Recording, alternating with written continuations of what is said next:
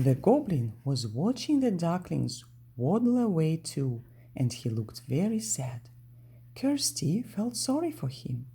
"Are you feeling worried about that Jack Frost will say?"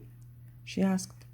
The goblin gave an awkward little wriggle as he looked at Kirsty.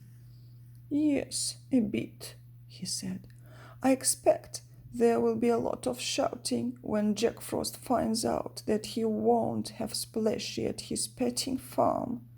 But most of all, I'm going to miss the sweet little ducklings."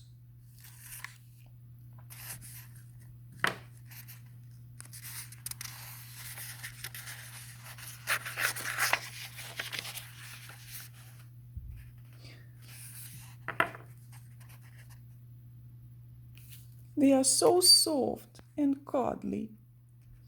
"You can always visit a pond and see the ducklings splashing about," said Debbie. "Ducklings love visitors, but you have to promise that you will never again try to take one away. They belong with their mums and dads, just like Splashy belongs with me." "I promise," said the goblin, cheering up at once. "I'm going to find a new duckling pond to visit right now." He ran off, and Rachel, Kirsty, and Debbie exchanged happy smiles. "We did it," said Rachel. "Splashy is safe, and the ducklings are back to normal before the grown-ups noticed anything was wrong."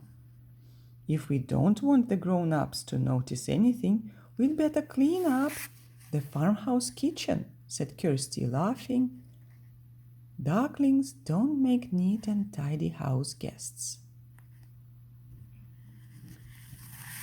Thank you for your reading and listening today.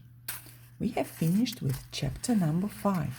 Next time we will move to the last chapter, the mystery cleaner. I hope you liked reading this book.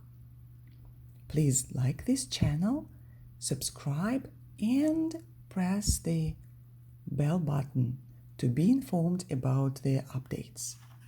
Bye. See you next time.